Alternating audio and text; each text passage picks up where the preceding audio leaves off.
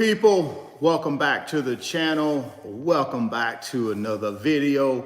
If you're stopping by the channel for the first time, please consider subscribing to my channel.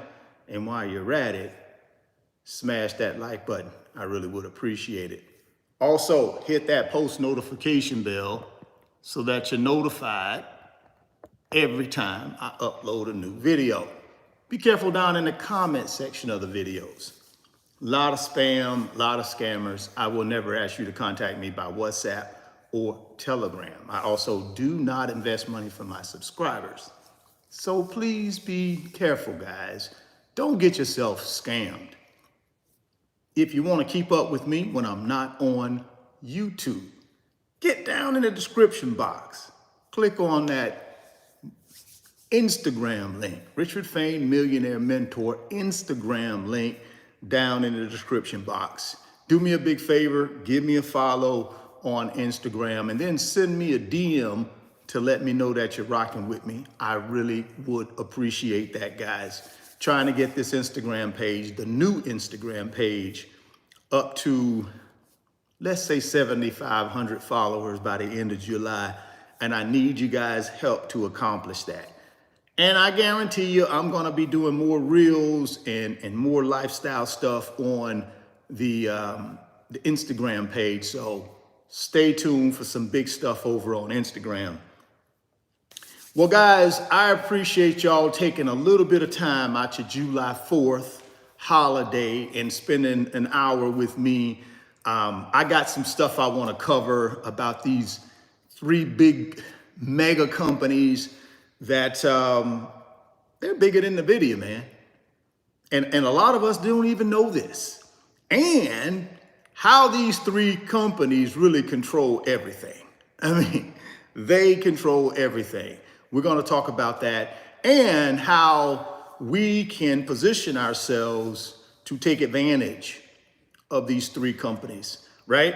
That's the big thing. We wanna get to wealth. We wanna get this pot of gold at the end of the rainbow. And if we're gonna do that, we gotta be smart investors. And we gotta know who actually controls everything, right? We gotta know this. Because if we know this, we got an opportunity to invest smarter. And if we can invest smarter, that means we give ourselves a chance to really get to financial freedom, right? But before we do that, let me ask you guys to do me a big favor. I want you to get down to the description box and click on my website link, www.richardfain.net. Second link down in the description box. Go click on the website when you have a chance today and go check out those digital products, right? Go check out the digital products on the website. I think they can help you get to your financial freedom, guys. Over 200,000 of you guys have already checked out the website. A bunch of you guys have invested in yourself and purchased the digital products. We got everything from credit repair, credit restoration, improve your credit score, all the way up to investing in real estate with little or no money down, right? Everything in between, how to invest in the stock market, etc. So try out the digital products and then send me an email and let me know what you think. While you're over there, consider joining the private mentorship club. There should be a membership or join button through the website. Get yourself over there. Be a part of this growing community of like-minded people we have over there that's chasing this financial freedom thing. Right now, we got over 700 people over there in the last 3 months, and it's growing. So why don't you be a part of it? Come join a group of people who are headed in the same direction you're headed, which is financial freedom. Also, Moomoo, my self-directed brokerage app that I use. That's the first link down in the description box. Guys, get yourself up to 15 free stocks when you open a new Moomoo brokerage account. You put $100 in there, they're gonna give you 5 free stocks. You put $1,000 in there, they're gonna give you 15 free stocks. Guys, don't let that amazing opportunity pass you by. It's for a limited time. I believe it's going to expire July 31st.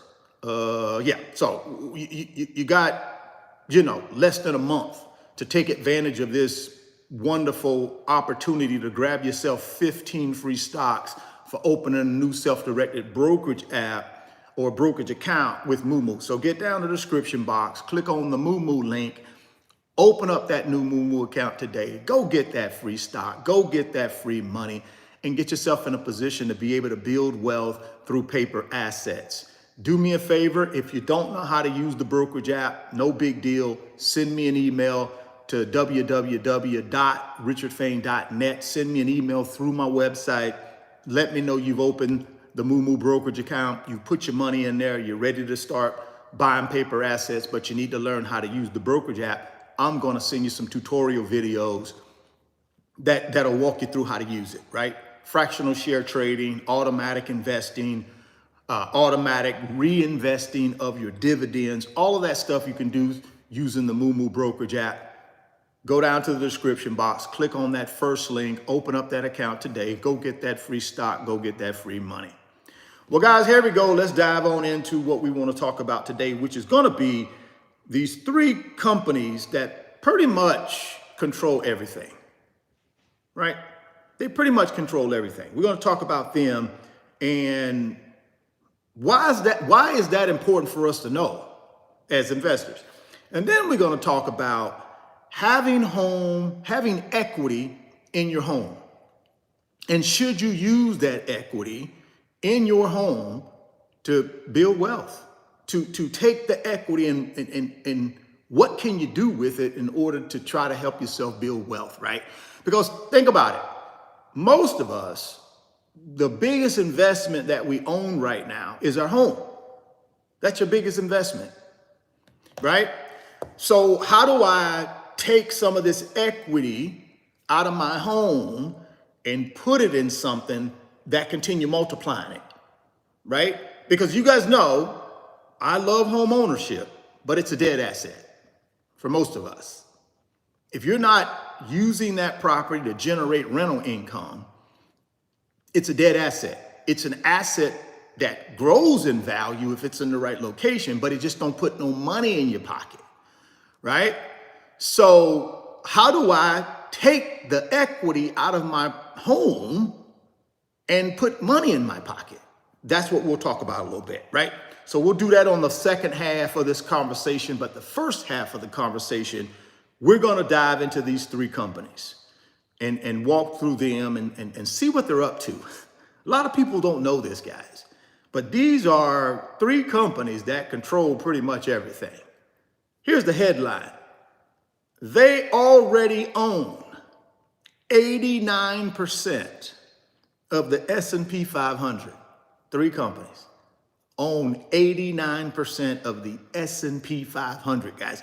You're talking about the top 500 companies in America that's in the S&P 500. These three companies own 89% of it. That's insanity. But here's what they're trying to do next. It says they already own 89% of the S&P 500, and now they are coming after single-family homes in America, warns RFK Jr. All right, that piqued my interest when I heard about that. I was like, man, this is stupid, right? So in an interview on the Breakfast Radio, Robert F. Kennedy Jr. shared his views on his 2024 presidential run, reparations, inflation, and the housing crisis in America, among many other topics. His comments about the big corporations causing the housing crisis and affecting young Americans' chances of buying an affordable home caught significant attention. People started paying attention to that. But if you guys go back for a while, go back, I don't know, 4 or 5 months ago, I was telling you how these big corporations were buying up all the single family homes. Matter of fact, they were going to national home builders and striking deals with national home builders to build like 1,000 unit brand new communities that these companies actually own, and they rent them out. They want us to become a renter state. These are the same corporations. And some of y'all don't even know this. And I know a couple of y'all in the chat already trying to jump ahead. But here's the thing. You got to understand what these folks are trying to do, right? So here we go. There's three giant corporations: BlackRock, State Street, and Vanguard. Well, what are you talking about? That's where I got my ETF at. Right. That's right. Me too. I got some ETFs with Vanguard too. But these guys are heavyweights. So think about it this way. When you look at the GDP of the United States, gross domestic product, what is the United States economy worth? Who can tell me what the United States economy is worth? And we're going to compare it to these companies. What do you believe the United States in 2024, its economy is worth? It's about $28 to $29 trillion. That's our GDP, the number one GDP in the world. Guess what these three companies have from assets under management? Let's start with State Street. They have about $4 trillion under management. State Street, right? What does Vanguard have? Vanguard has about $9 trillion under management. What does BlackRock have? $10 trillion under management. You got three Wall Street investment firms combined have $22 trillion under management. The entire GDP for the United States is about 28. That goes to show you guys how powerful these three companies are. Now, they want to take over the housing market. At least that's what RFK is saying, right? These three giant corporations, BlackRock, State Street, Vanguard, which collectively own each other. Yeah, collectively they own each other, right? So it's really one giant corporation. One giant corporation controlling $22 trillion under management. 89% of the S&P 500 is controlled by this big giant corporation. Didn't know that. That's good information to know though, right? So one giant corporation, but they also own 89% of the S&P. They own everything. This is what the article says. They own everything. And they've now decided to buy every single family home in America. So if they stay on the current trajectory, they will own 60% of the homes in this country, single family homes, by 2030. I'm telling you guys, this is some incredible information, right? In my opinion. Can you imagine one giant corporation owning 89% of the S&P 500, right? And by 2030, potentially could own 60% of the single family homes in this country. I don't know, guys. They literally are trying to buy everything, said RFK Jr. His words align with what Vivek, I don't know his last name, a former presidential hopeful, said in a post on X. He stated, BlackRock, State Street, and Vanguard represent arguably the most powerful cartel in human history.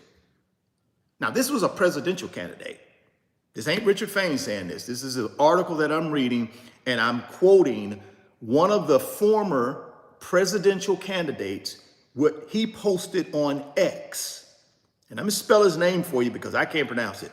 It's Vivek, this is his first name, V-I-V-E-K, Vivek Ramaswamy or whatever, R-A-M-A-S-W-A-M-Y, a former presidential hopeful, said in a post on X. He said, BlackRock, State Street, and Vanguard represent arguably the most powerful cartel in human history. They're the largest shareholder of nearly every major public company, even of each other. Guys, this is in America. This is like 3 companies, 3 Wall Street firms. Is that healthy for us? Is that healthy for the United States that 3 companies, honestly, really 1 company, according to what these gentlemen are saying, it's really 1 company because they all own each other. BlackRock, State Street, Vanguard, they all own each other. So it's really like 1 company. 1 company controls 89% of the S&P 500. Is that healthy? Is that healthy for us? Think about the power behind the power. You know how we can see some power here in America where we see these people in positions, in places who we think are powerful. Think about the power behind the power. Who's really got the power? I would say Vanguard, State Street, and BlackRock really have the power in this country. They have the financial power, which turns into what? Political power.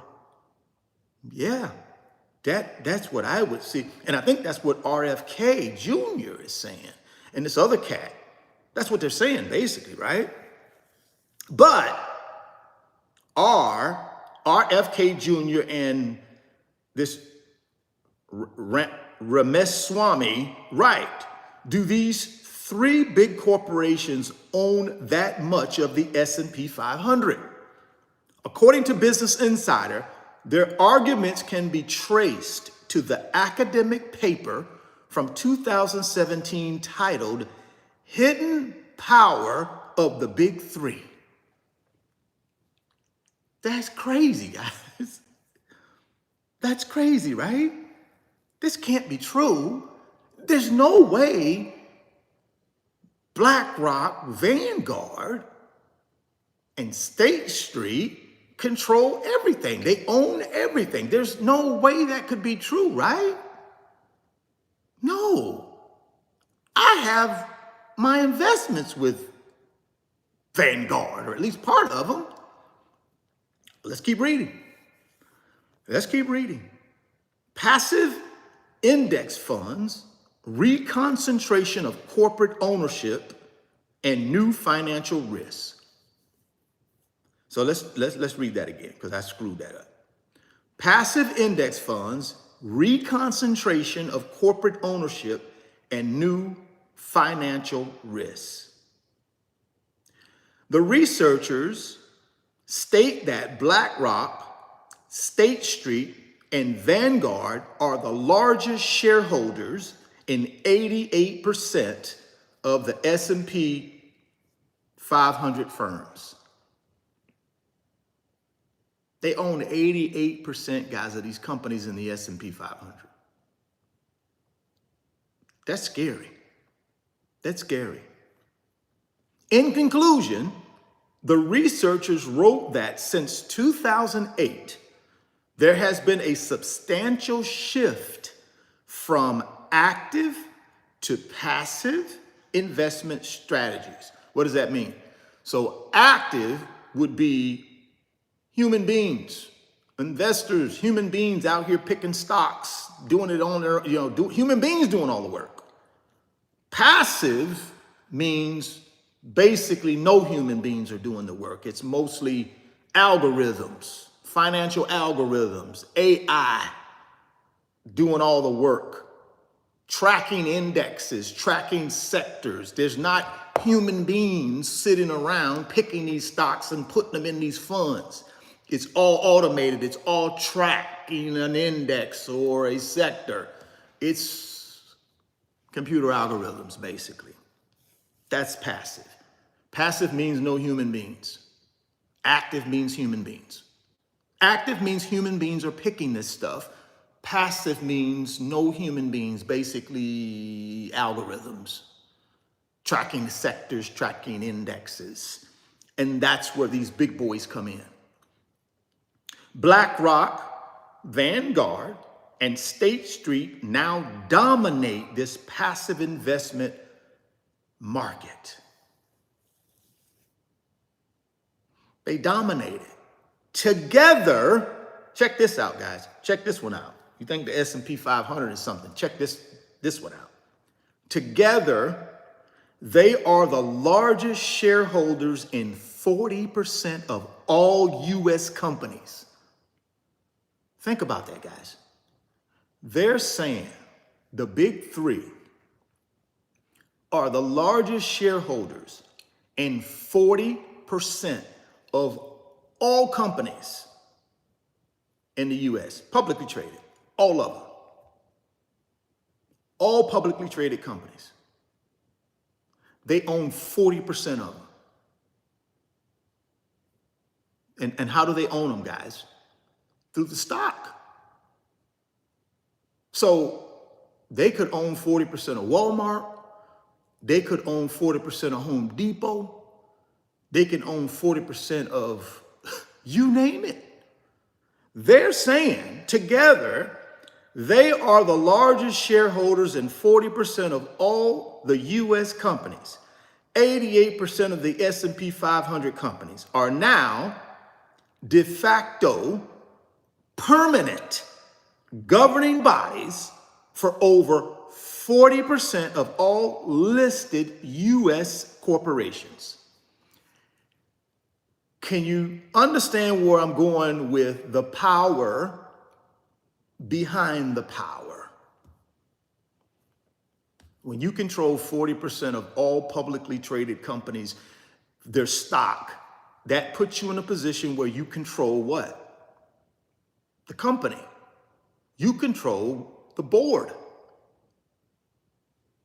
You could, when you have $22 trillion under management, when your assets under management is almost larger than the entire GDP of the United States. How can that be? How can that be allowed? I don't know. Just asking questions here. Something for us to think about. Something for us to think about, right? And what about RFK Jr.'s claim that they might own 60% of single-family homes in America? That's the more scary part, right? Because we know right now people out here desperate to have home ownership. What if these guys control all the residential real estate in this country? I mean, they already control the stock market, basically. Let's be honest. BlackRock, Vanguard, State Street, with $22 trillion under management, they already own the stock market. See, this is why I keep telling y'all guys, when you see shifts in the stock market, when you see things happening in the stock market that don't make no sense, now you get an idea when I talked about yesterday about market manipulation. When you got three companies that control, in essence, 40% of the companies in America, the publicly traded companies. They control 88% of the S&P 500. That can lend itself to market manipulation. Now you know. Again, not my words. I'm going off of the research here. I'm going off of what the experts are saying, not my research or my opinion. I'm just giving my opinion. I'm reading through this, giving you what the information is. You make your own conclusion. Your conclusion doesn't have to be what my conclusion is. I'm just telling you, if you're trying to figure out what really goes on in this country, who really controls what, who really has the power, you might want to start with these three companies. When you go do your research and you figure out who is really controlling the prison systems in this country, who really controls the entertainment / music industry in this country, go do your research. Go do a little homework. Go find out who owns the private prisons in this country. Who really controls that? Who really controls the music industry in this country? Now, the housing market, the stock market. Who really controls what? Who really puts that person in the Oval Office in the most powerful position in the world? Who really puts that person there? Think about it. Is it us? Or is it the big three? I don't know. I'm just asking. I'm asking questions, right? For us to think about. Who really controls what happens in this country? Just questions we need to ask, guys. Like I said, go do your research. Who controls the private prisons in this country? Who controls it? Who controls the music industry in this country? Go do your research. I think you're going to be surprised. It may lead back to the conversation we're having today. Go check it out. Go check it out. Just give you a little something to do, before the fireworks this evening, right? So let's go. And what about RFK Jr.'s claims that they own 60%, might own 60% of the single-family homes in America?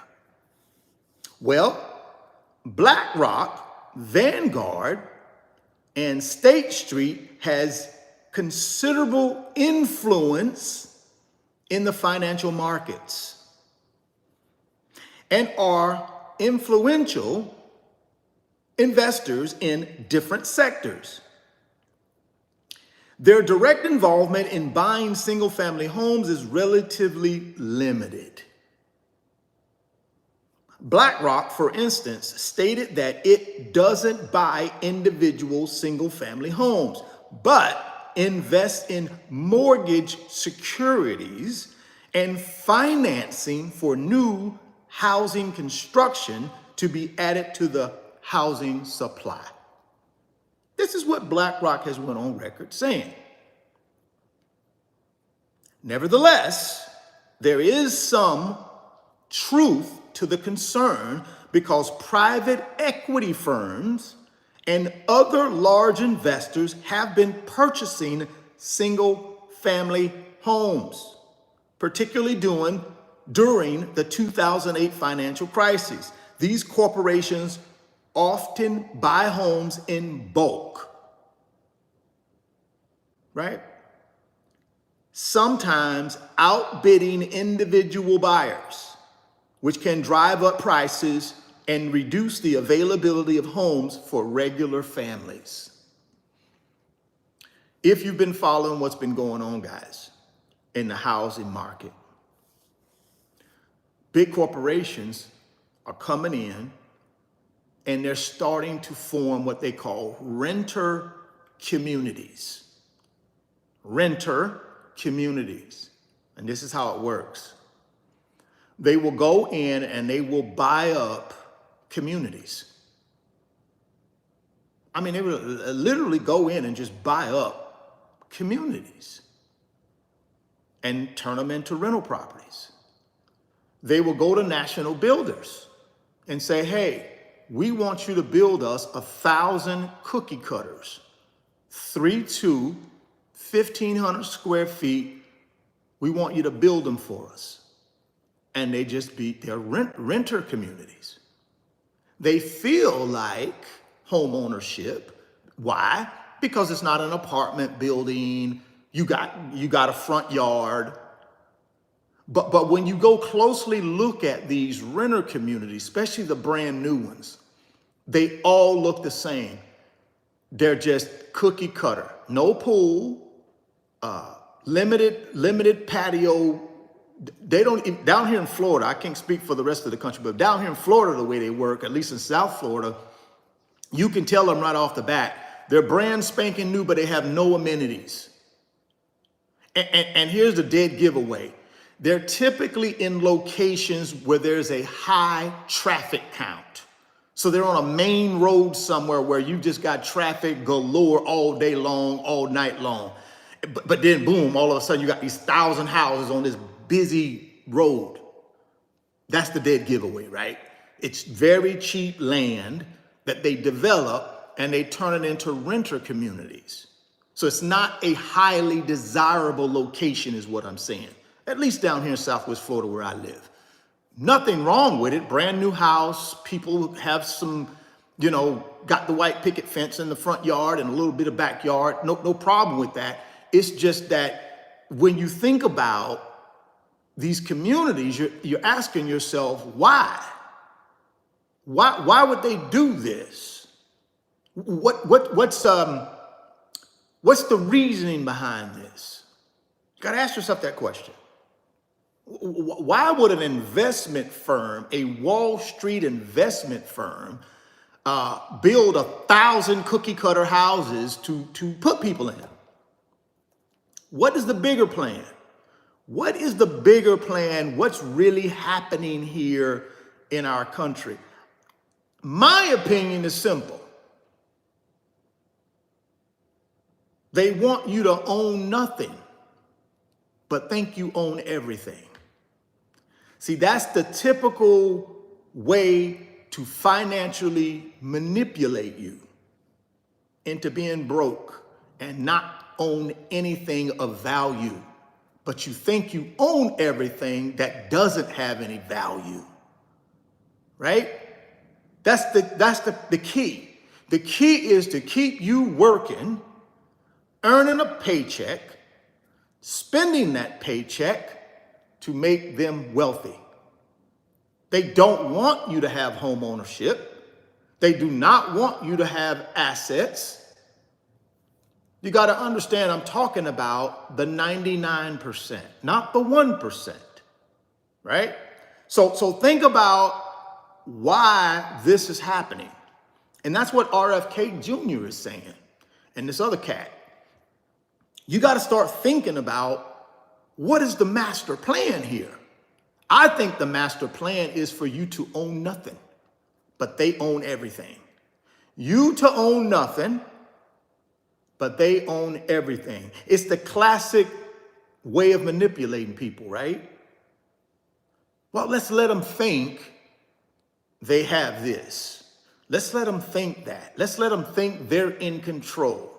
But in actuality, we control everything. But see, what you want to do is you want to give them the sense of they control it when they really don't. Because if we can make them think they control it, we can manipulate them. I'm telling you now, this is my opinion. You come up with your own conclusion. But I don't understand why you got to own 1,000 cookie cutter on a busy street. I mean, I don't know. I don't know. But they're full. Every one of them in the area where I live in here are full. They're full. No vacancies. They got people in them. So they got a master plan, guys. I told you the master plan is what? You own nothing, they own everything. That's the master plan. How in the world in our country do you let 3 Wall Street firms control 88% of the stock for your top 500 companies in America? Y'all walk me through that. Somebody help me out with that. How do you allow that to happen in this country? How does that happen? And the sad part about it is 99% of us don't even know it. We don't even know what's happening. We do not even know what's happening. Why? That's the greatness of their manipulation, right?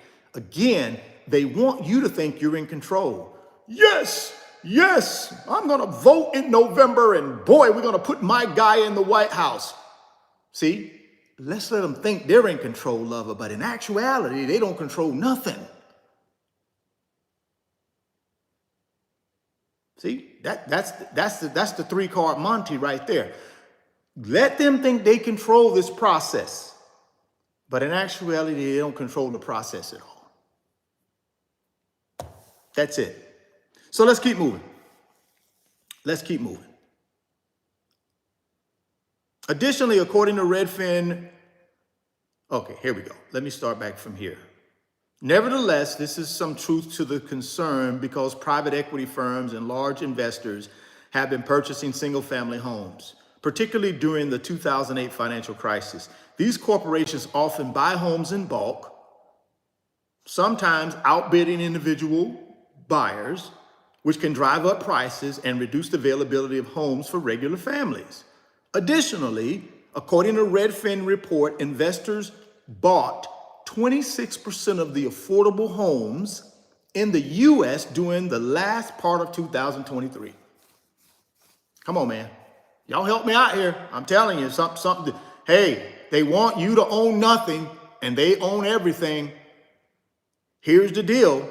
According to Redfin, investors bought 26% of the affordable homes in the U.S. during the last part of 2023. And you're asking yourself, why has the average cost of a regular starter home went from $350 to $420 in the last 2 years? This is why.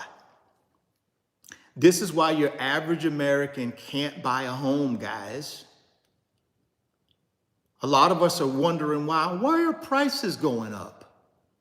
This may be one of the reasons. Again, I think it's about financial manipulation. I think it's a tactic of the 1% to keep us in line, to keep us working, to keep us thinking we own something that we really don't own. That's my opinion. You guys can come up with your own conclusion, but that's my opinion. Additionally, according to Redfin, investors bought 26% of affordable homes in the U.S. during the last part of 2023. This makes it harder for regular buyers who are already struggling with low availability, raising prices and high interest rates. Rising prices and high interest rates. So it's already hard for people to buy a house with these crazy interest rates. But yet and still, you got these big corporations coming in, buying up everything, driving up the price. And then turning around and doing what? Renting it back to you for a high rent rate. See, they don't want you to own nothing. They want you to rent. They own it, you rent it. Give them and their investors a big old fat return. And then when they get done with it, they done ran prices up high as they can run them up. Guess what they're going to turn around and do when rates come down? Sell them back to you at a higher price. So they make money on both ends. Appreciation in the rental rate and appreciation of the property. See, they control both ends, guys. They've already ran the price up so that you couldn't buy an affordable house. Then they turn around and rent it back to you at a jacked up rent rate. And then when rates do come down eventually, they're going to turn around with an inflated price and sell it back to you And guess why what they're gonna say? Well, you can afford it. You got a 3.5% rate. You can afford this $500,000 average price house. I'm telling you guys, you got to think about why they're doing all of this, right? And how that plays into what we do. As NBC News reported in 2021, owners are selling their houses to the highest bidders, and that's often out-of-state investors. They don't sell to people looking to live there. If he becomes president, this is what RFK was saying, if he becomes president, RFK, Kennedy plans to create a federal program that offers mortgages at 3% interest, funded by tax-free bonds. These low-interest mortgages would only be available to individuals, not corporations. This will drop mortgage payments by more than $1,000 a month for a median price home and allow your children to outcompete BlackRock in the market, he said. So let me ask you a question. Why isn't our government doing that now? Why isn't the government doing that now? Why would the government allow any Wall Street firm to come into a community and buy the whole dang on community, or run up prices in a community where normal people that live there can't even afford to buy? Why would they allow them to do that in this country? Why? I'll tell you why.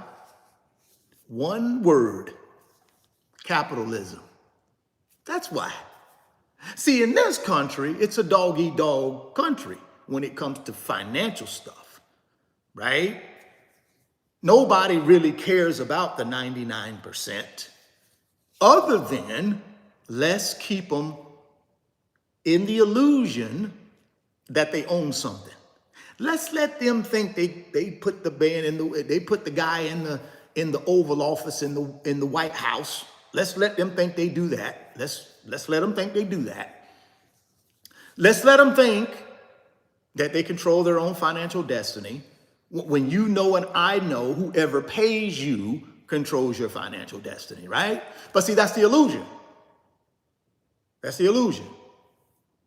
I was reading an article that I almost put into this today, but I said, no, I'm gonna save that for a later date. I was reading this article where JP Morgan Chase chairman, Jamie Dimon, largest bank in America, he is attacking the school system, saying that the school system is not teaching these soon-to-be employees, right? They're not preparing them. When we get them, we gotta train them, he said. What? That's all the school system is doing, is preparing people to work. They don't teach them how to build wealth. That's all our educational system does, is teach you how to do what? Be a consumer. They teach you how to get a job, take that money from that job, and be a consumer in this ecosystem that is controlled by 3 Wall Street firms. That's all they do. Now he's over here saying, no, we want you to even train them how to be better employees. Not teach them how to be entrepreneurs or teach them how to build wealth, take that income that they're earning from that job and invest it to build wealth. So by the time you're 30 years old, you're done. We don't teach them that. But that's by design, right? See, our educational system by design feeds into the bigger picture. And the bigger picture is what? You own nothing, but you think you own everything. That's the design in this financial system that we live in. The design is for you to think you own everything, but in actuality, you own nothing. Because if you ain't got no assets over here, guys, you own nothing. You renting everything. You rent your car, right? You rent your house. You rent your vacations. Yeah, you rent all this stuff. All of this stuff you rent. You take your income that you earn on somebody's job that controls your financial destiny, and you do what with that income? You buy things that don't put no money in your pocket, so you're renting. You're renting things. You don't own anything, but you think you do. Oh, I own my car, but yet and still you got a $700 a month car payment. How can you own it if you got to pay $700 a month for it? How can you own it? Here's the test. Stop making the payment on that car and see who owns it. Do me that favor. Stop making the car payment and let's see who really owns that car. Stop making that mortgage payment. Let's see who really owns that home. Stop making that credit card payment. Let's see what happens to your credit score. So really, do you own anything? That's the question, guys. Do you own anything? Or do they own everything? You got to answer that question. I'm just a guy on YouTube trying to ask you something. I'm just trying to start a conversation, because if you really understand what's happening here, guys, and I've been saying this for a year on this YouTube channel, the only way you control your own financial destiny is you got to have assets that generate income, right? You got to have that. And if you don't have it, you don't really control anything. You don't really own anything. You own nothing. I don't care if you're driving around in a nice car, but it don't put no money in your pocket. What good is it? I need to own assets that put money in my pocket. And this is what the 1% know. See, this is what BlackRock, Vanguard, State Street, and many others like them know. That's the reason they control all of the S&P 500. The other 12% is probably owned by people like me and you who that invest in it, right? But they control the, and I've often told you guys, 75% of the stock market is controlled by what? Institutional investors, Wall Street firms. So who manipulates what? They manipulate it. They manipulate it at their discretion.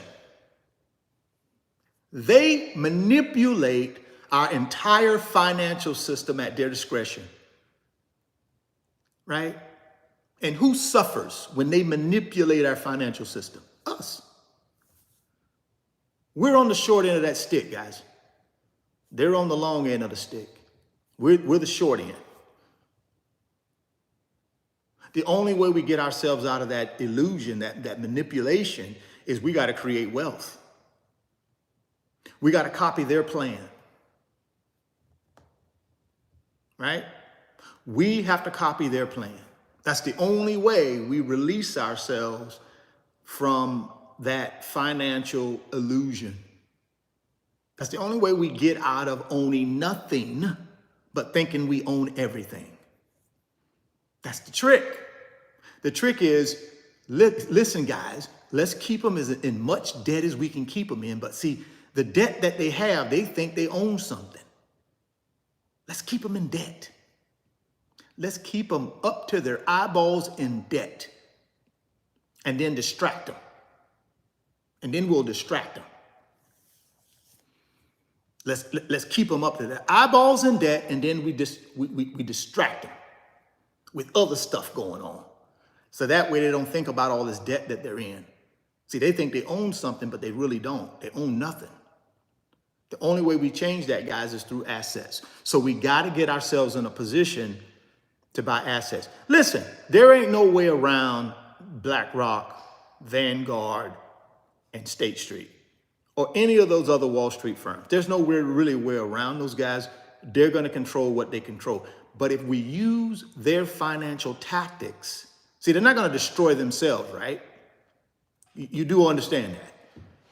They're not going to destroy themselves. So what we have to do is follow them, right? We got to follow their lead. They're not going to destroy themselves. If they're buying rental properties, I should be buying rental properties, doing the same thing they're doing. That's what I should be doing.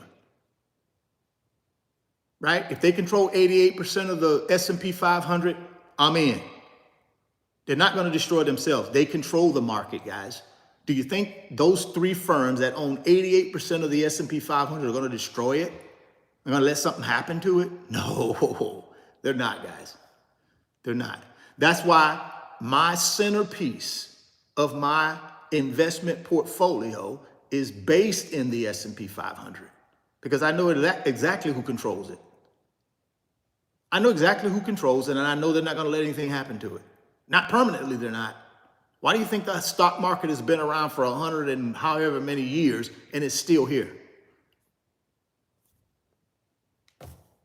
These folks are not going to let anything happen to that. But see, what happens is they pump the propaganda and they tell us, oh no, you don't want to do that. You want to go out and buy a car. Put your money in the car. Don't put your money in the S&P 500. Put your money in that car. You need that car. Remember now, you want to look nice. You just got the new job. You got to look the part. Go get that $700, $800, $900, $1,000 a month car payment. Don't worry about 2 years from now. Don't worry about 10 years from now. You're going to get a raise. You're going to keep getting a lot of raises. Once you get those raises, that's going to, Problem is, they don't tell you what if that raise don't come. And y'all know a lot of times it don't. So if we ain't got nothing to fall back on, we're in trouble. So there you go, man. I'm just giving y'all my little 2 cents. I thought it was an interesting article. I thought it made sense. For me, it did. It reaffirms my progress over the last 30 years where I've been investing in assets so that I'm not controlled by the 1%. They can't manipulate me. They cannot manipulate me. I control 100% of my time. I control my own financial destiny, right? And I have all of my financial power. I know how to go on. I know how to go out here and create income. I know how to take that income and put it into something that will generate wealth for me without me doing anything. I just use their blueprint. Remember, I told y'all I don't recreate blueprints. I just use the 1%'s blueprint. See, this is what the 1% does. Right? They manipulate us into thinking we own something when in actuality we own nothing. Right? And they just do that over and over and over. And they distract us with commercials and buy this. You need it now. You deserve it now. You don't have to wait. Life is too short. It's too precious. Build memories. Don't worry about retirement. Just go on trips and take photos and put them on Instagram and put them on Facebook and just create memories. Don't worry about when you're 80. Don't worry about when you're 70. Don't worry about when you're 60. We're going to give you Social Security. But right now, when you're 20, 30, 40, 50, we want you to go out and get memories. We want you to take that trip. You owe yourself that new SUV. You worked hard. Go buy that house that is way too expensive for you, but you can make it work. See, that's manipulation to keep you pumping money into this financial system, to pump money into this economy. But yet and still, you get no benefit from it. Other than you get a little tingly and a little smile on your face temporarily when you go out and spend a bunch of money that makes somebody else wealthy. We get a little bit of instant gratification. That's all we get. And then all of a sudden you wake up one morning and you go look in the mirror and you say, well, God, dog, I'm 55 years old and I don't got no retirement savings. Shoot, I had a good time. I had a great time in my life, but what am I going to do when I can't work no more? What am I going to do? What am I going to do when I can't work no more? Right? That's what's going to happen. So all I can tell you guys is you better figure out what you're trying to get accomplished. And you better figure out how you're going to take care of yourself when you get to the golden years. Because I can tell you right now, BlackRock ain't going to take care of you. Vanguard ain't going to take care of you. State Street ain't going to take care of you. Ain't none of them Wall Street firms don't even know who you are. None of them going to take care of you when you get to the golden years. So I don't know how you're going to take care of yourself in the golden years if you spent all of your younger years making Vanguard rich and BlackRock rich and State Street rich. And the only reason I say that is because they own 88% of the companies that you buy from. They own 88% of the S&P 500. They own 40% of all the stock in all the publicly traded companies in America. They own 40% of it. At least that's what the article said. So what are you going to do when you get to a point where you get sick and you can't work? You don't got no emergency fund because you haven't prepared. Remember, you're living instant gratification lifestyle. I'm not delaying no gratification and taking my money and investing it into a rainy day fund or investing it into my financial future. No. I'm living the instant gratification lifestyle. I got to have it right now. I can't wait. I deserve it. I want it all at the beginning. I don't want to wait till the end. I want it all at the beginning. I don't want to wait till the end. That's the lifestyle you're living. Only thing I'm going to tell you to do, guys, is do a checkup from the neck up. Do a checkup from the neck up. Make sure that you're not caught up in the matrix. See, that's the matrix they got you caught up in. I call that the matrix, right? You got these parallel worlds right beside each other. You got the matrix, and then you got the real world. You're in the matrix. You're thinking, oh, I'm doing great. Oh, I'm doing excellent. But when you really look at how you're doing, from an instant gratification standpoint, you're probably doing well. But if you take that paycheck from you, what happens to your entire financial life? Take the paycheck out. Don't get paid for 2 weeks or a month.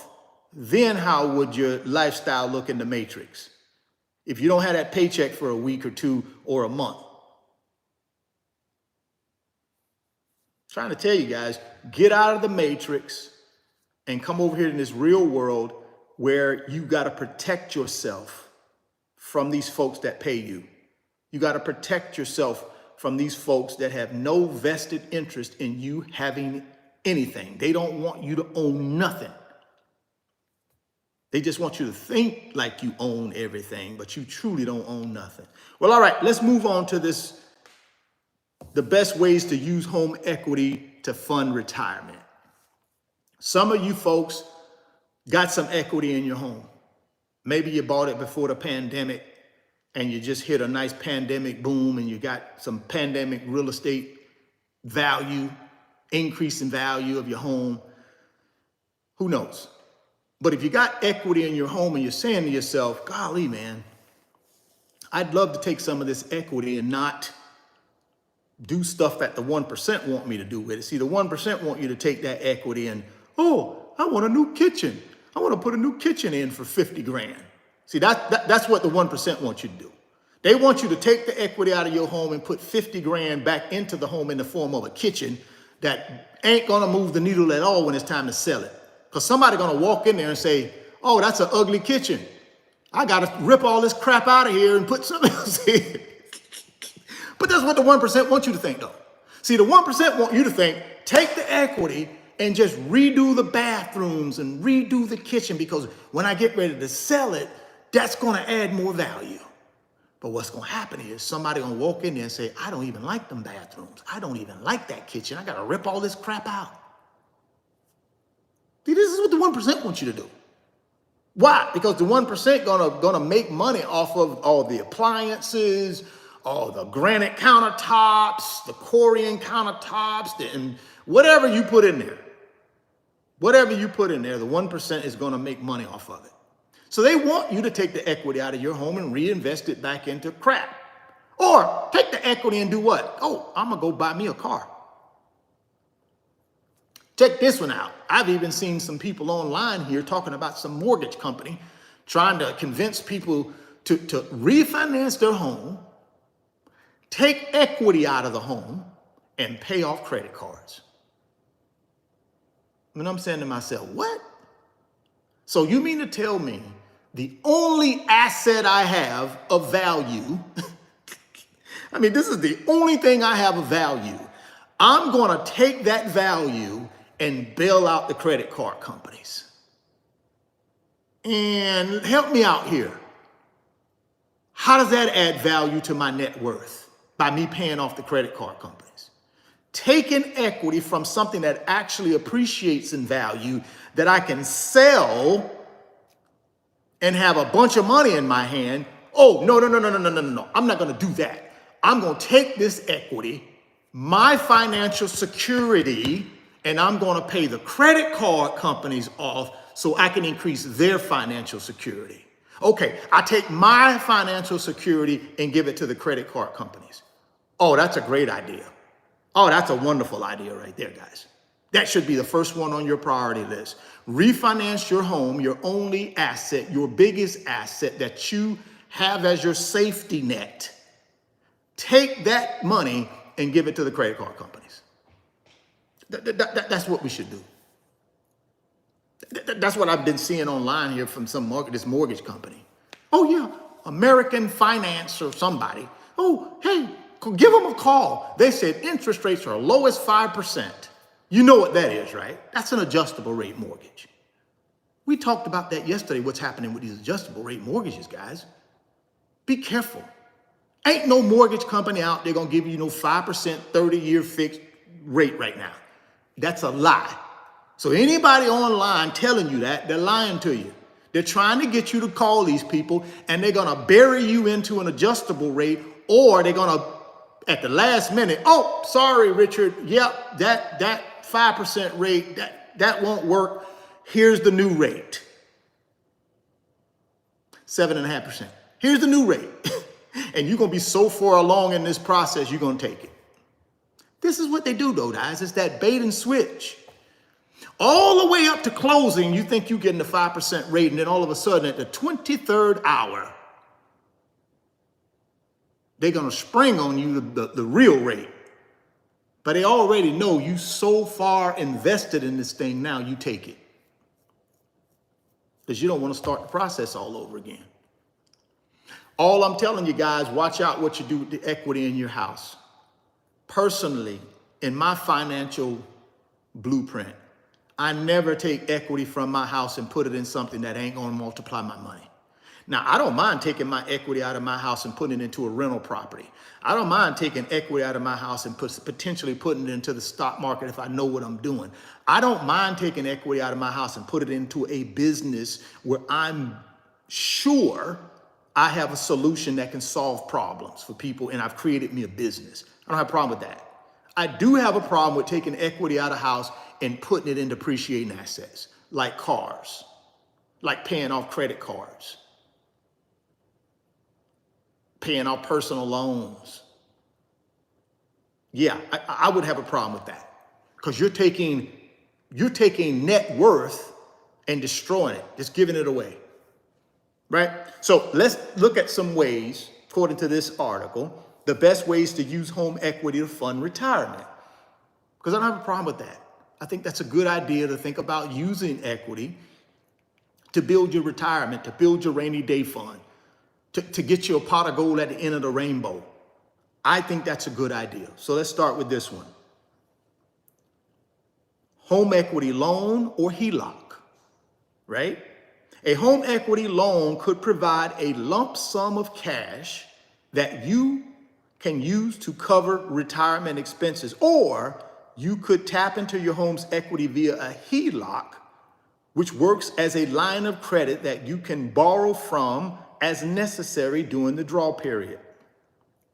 So here's the thing with the HELOC and the HELOAN, right? If I'm gonna do a HELOAN, That's a permanent, typically a fixed rate for a period of time. So maybe I get a 8% fixed rate for, let's just say, a 15-year period. So it's a fixed rate, a fixed term. That's a HE loan. A HELOC is typically variable. It's not a fixed rate. It's tied to the prime rate. So if the prime rate is 8.5, and the lender who gives you this HELOC says, hey, Richard, the prime rate is 8.5, but you're a very good customer. We're going to give you prime plus 0. That means my variable rate is 8.5%. It doesn't fluctuate unless the prime rate fluctuates. The advantage of a HELOC is I can use that money off of the HELOC, pay it back, and continue to reuse it over a period of time. Whereas the HE loan, I get the money once, I pay the loan back, it's done. I don't get to reborrow it again like I do on a HELOC. A HELOC is revolving. A HE loan is an installment loan. It's an installment loan for a period of time and then it's gone. A HELOC is a revolving line of credit, similar to a credit card where I can tap into it, pay it back, tap into it, pay it back without having to be reapproved every time. That's a HELOC versus a HE loan. How would I use a HELOC or a HE loan to build my wealth? Exactly what I told you earlier. And I used HELOCs for many years when I was buying real estate for income, right? Every house that I bought, I would put a HELOC on it. And I would use that HELOC for down payment on the next property. Instead of using my cash, I would use the equity in the house. I would use that cash to facilitate the down payment on the next house. How would I pay it back? I would pay it back out of the rental income. The good thing about the HELOCs that I would do is they were interest-only HELOCs. I was only responsible to pay the interest that I owed on the actual HELOC every month, right? So what I would do is I'd take these HELOCs out and I would take the money from the HELOC, put as a down payment on the new house, and then the rental income from the new house, I would carve out the interest payment and I would pay the HELOC interest out of the rental property, right? Now, 2 ways I would retire the debt completely. What I would do is I had side hustles. So I would be flipping luxury watches on the side all year long.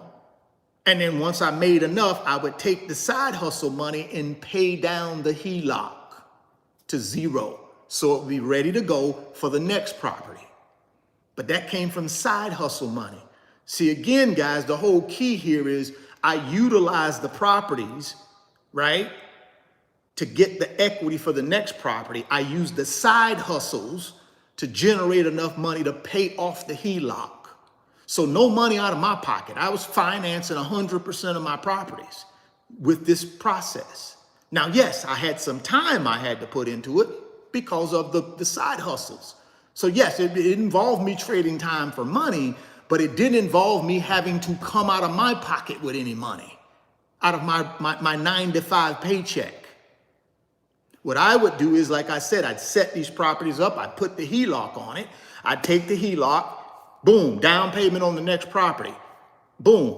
Until I can pay that HELOC down, the interest for the HELOC was coming out of the rental income. Shift over to the side hustle. Working my butt off on the side hustle, stacking this cash. As soon as I got enough cash, I'd pay off the HELOC.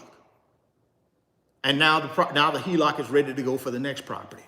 And at the end of the day, it was 100% financing.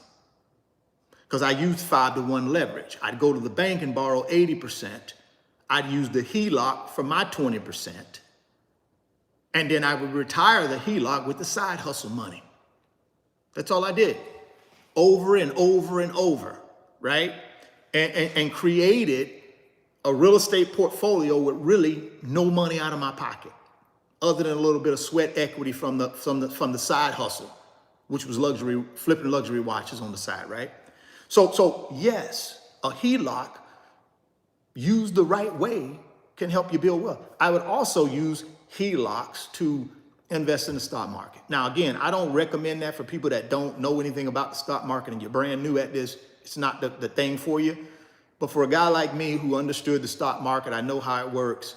I know the right time to invest with HELOCs and when not to invest. I made a lot of money with my HELOCs by taking the HELOC. Back then, prime rate was what? 3.5%, 4%, 5%, something like that. So I could take the HELOC at a low interest rate, take the money at the 5%, put it in the stock market, get a 15%, take the money back out, pay down the HELOC, boom, just put money in my pocket without taking any money out of my pocket, basically. I use the HELOC. So I would use the HELOC in the stock market. I would use the HELOC to do down payment on real estate properties. That's how I used my HELOCs in order to build wealth, right? And even to this day, I got a HELOC on the other house. I got 2 houses that I own now. They're not rental properties, just houses that I own. I don't have a HELOC on this one, but I got a HELOC on the other one. It's untapped, but at any point, if I see a play and I don't want to use my money, I can go take that 100K HELOC, throw it into something, do what I got to do, take it back out, pay down the HELOC, and boom, just make me some money. Because the only thing I'm trying to do is I need to make more than what I got to pay the bank. So if I got to pay the bank prime plus minus 50 is what my HELOC is at the other house. It's prime minus 50. So that means if prime is 8.5, my rate is 8. So I could take that 8%, 100K, put it into something and get 20%. Net, I just put $12,000 in my pocket, right? Because I got 20%, which on 100K is what? 20K. I owe about 8,000 on the HELOC because I'm at an 8% interest rate on the HELOC. So I owe about $8,000 in interest on the HELOC, but I made 20,000 by taking the 100 and putting it in something. Net, I put 12 grand in my pocket for a year of no money out of my pocket, but I put 12 grand back into my pocket. That's how I use my HELOC. And I used it that way for many, many, many years. I don't really do it that now because I got other things going on, but man, back when I was building my initial wealth, I used those HELOCs to facilitate it because I didn't have a war chest of cash on the sideline like I got now. I didn't have that. I had the assets, but I didn't have a lot of cash. I was real estate rich, but cash poor. So I had to use the real estate to make more cash because I was real estate rich on paper with the real estate, but I had no cash. So I used the equity lines to generate cash. You can do the same thing. So that's how I would use the HELOCs. Now they got some other things in here. Some of them I like, some of them I don't. Like this reverse mortgage thing, that ain't my thing. You can go out on the internet and do your own research on this reverse mortgage thing. I don't fool around with that. So you can go take a look at that. Downsize to turn your equity into cash without borrowing. I like that. I like that strategy. So let's look at that. What does that look like? Because of the risk of taking out a loan to fund your retirement, right? If your current home is larger than you need in retirement, selling it, downsizing could provide you with extra cash to fund retirement expenses without taking out a loan. Now, let's back up. They're talking about somebody that's already in retirement. I'm talking about folks that are trying to build wealth. Two different things, right? We're not in retirement yet. Now, maybe you are, and that's an option for you. But for you folks that ain't at retirement yet, but you're trying to build wealth and you feel like you got all this equity in this house and it's really kind of the overall payment associated with the property is kind of keeping you from building wealth, you may want to sell that property and downsize. Take the cash, put it in investments. Nothing wrong with that. You can always later on down the road upsize again if you want to, but downsize now, take that equity and put it in something that can multiply it. So I love the idea of downsizing. I do. I love it. I love it as a way to take equity that's dead equity, it's just dead, It ain't putting no money in your pocket. Downsize, take the equity, put it into something.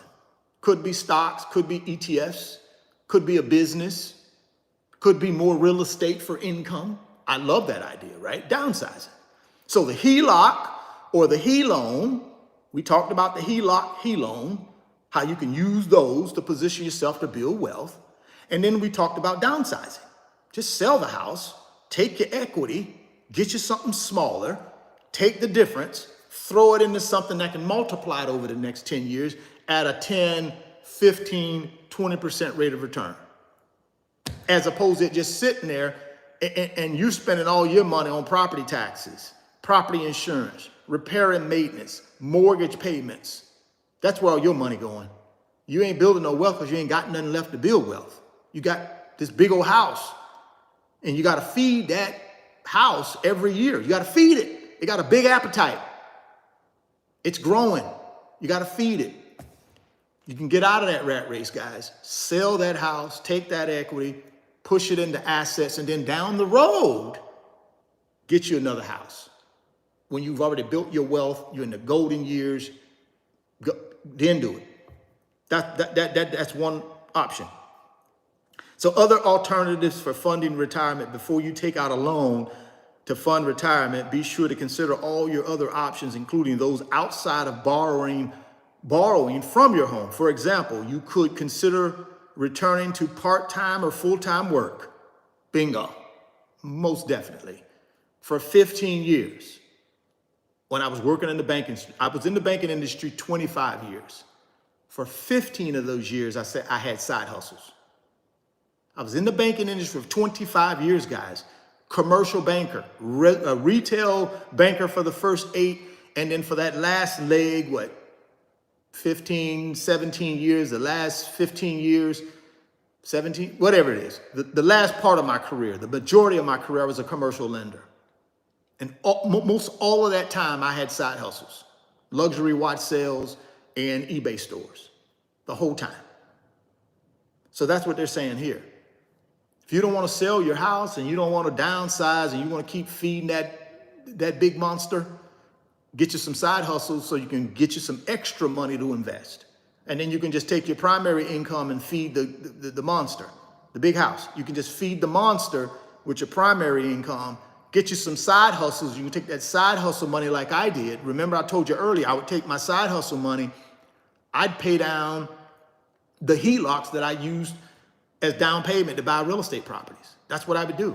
And then anything else I had left, I'd put it in the stock market. It was all money, free and clear, unencumbered. I didn't take that money and buy things. I took that money from side hustle and facilitate the real estate business, and I facilitated buying stocks and ETFs. And I just did that for 15 years, right? So that's a way to get to your retirement, is by creating secondary sources of income, is basically what they're saying here. Get a job. It can supplement your income, reduce the need to get loans or withdrawals from your. A lot of people, hey, I got this credit card debt. It's 10K. It's 15K. It's 20K. It's killing me. How can I get out of it? How can I pay it off? Get your side hustle. That's how you pay it off. What do you mean side hustle? I'm already working 8 hours a day and work 15. It's for a limited period of time. All right, drive Uber. I have one of my guys over in the private mentorship club. He sent me an email. I'm not gonna call his name or nothing, but he sent me a direct message. He said, Richard, I was listening to your video about the side hustle thing where you mentioned the Uber, Lyft, DoorDash. He said, man, I gotta tell you, I drive Uber. I think he said he drives Uber or either Lyft, and he's making about $8,000 a month. Side hustle money. I don't know. I'm just telling y'all, we make all these excuses. We always complain about credit card debt, but yet and still, we don't want to do anything that's necessary that requires us to do anything to pay it off. There is no scheme out there. There is no, well, hey, how about I consolidate it? Great. You still got to pay it back. What's that going to do? Oh, it's going to take me from a 22% interest rate to a 12% interest rate. Okay. You still owe it. It's still a big, gigantic payment. Get your side hustle, quick side hustle, Do it for 6 months or a year, pay the credit card debt off. That simple. I forbid you to refinance your home and pay off credit card debt. That is a financial disaster. So anybody on YouTube that tell you to do that, you should go the other direction. There is no way I'm going to take the equity from my house and bail out the credit card companies. No way. Now, if you want to put me on a payment plan, credit card company, put me on a payment plan. Do whatever you got to do. But you're not getting the equity out of my house.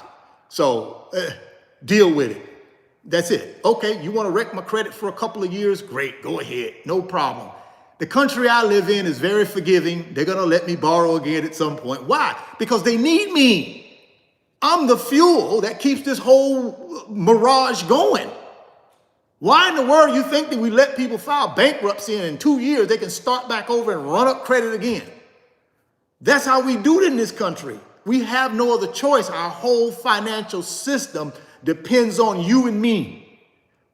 That's right. You and me drive this whole thing. And the 1% know that. That's why when people do bankruptcies and people do all this other stuff, they can start over. And guess what? Like nothing ever happened.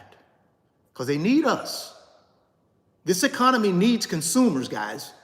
The economy doesn't work. Our financial system doesn't work unless we have consumers.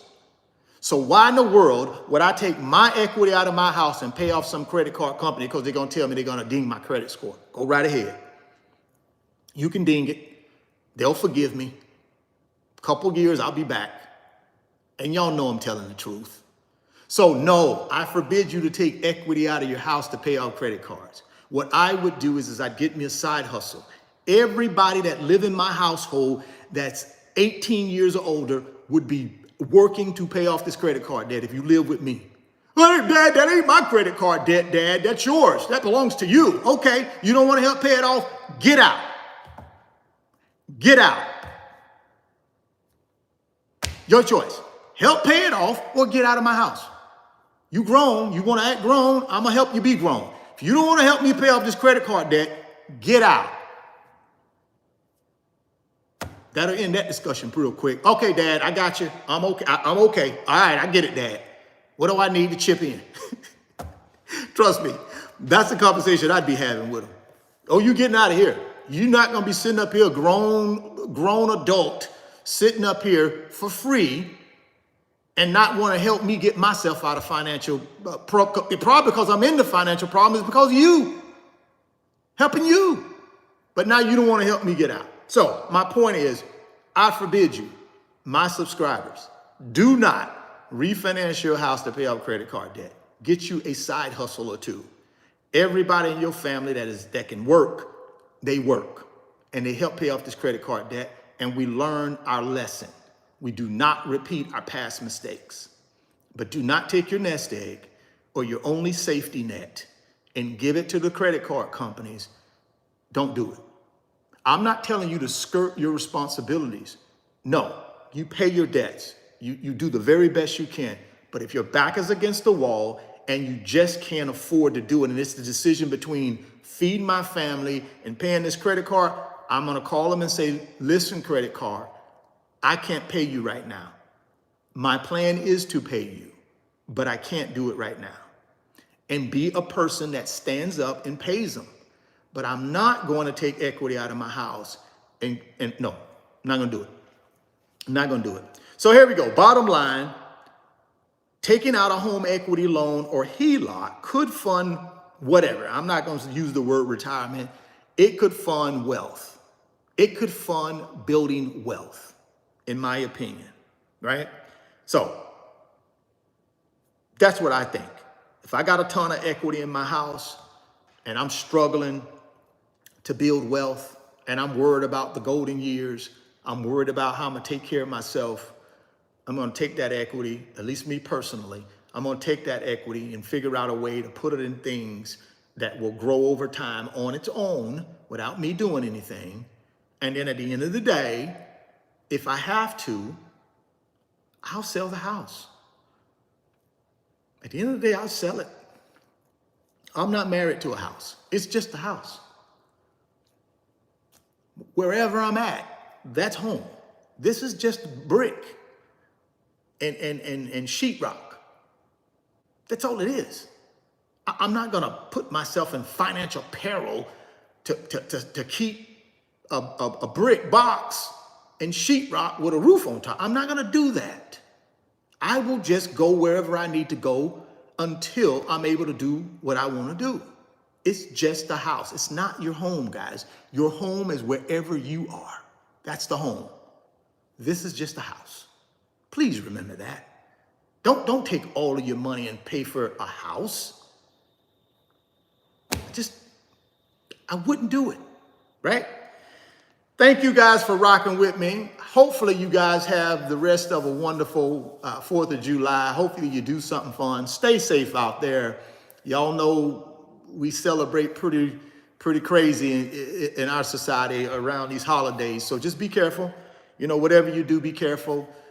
Be responsible with fireworks and all that good stuff. Go have fun. I know a lot of y'all are probably going to cookouts and things of that nature. So enjoy it. Maybe some of y'all going to the beach, doing various things. But whatever you do, enjoy it, be safe, have fun, and be ready to get back to work tomorrow. Be ready to get back to the work of building wealth, right? The stock market's going to open tomorrow.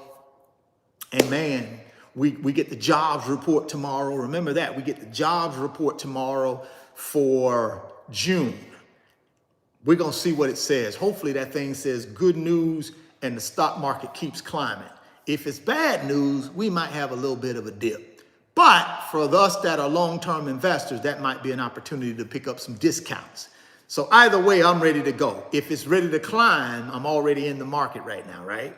If it dips, I got money on the sideline to buy my favorite companies and my favorite ETFs at a discount. So either way, for me, I'm a win.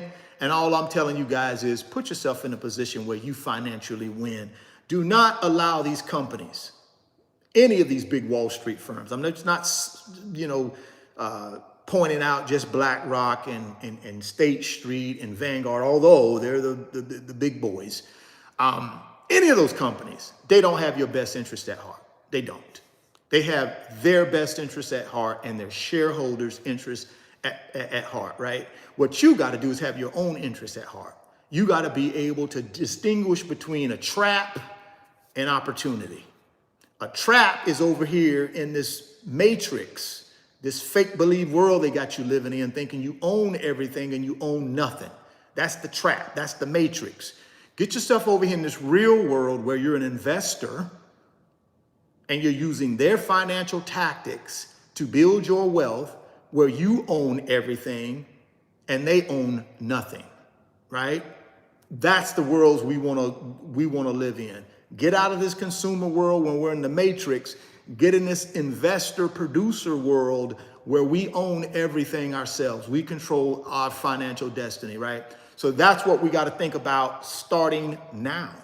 So get down in the description box if you don't mind. Check out my links for Moomoo. Moomoo is going to give you 5 free stocks when you open a new Moomoo brokerage account, when you put $100 in there. If you put $1,000 in that new brokerage account, they're going to give you up to 50. They're going to give you 15 free stocks. So you got 2 options there. Put $100 in, get 5 free stocks. Put $1,000 in, get 15 free stocks. Those are your 2 options with the Moomoo link. Get down there and go get that free stock, man. Go get that free money. And then send me an email through my website, www.richardfain.net, letting me know that you've opened the Moomoo brokerage account.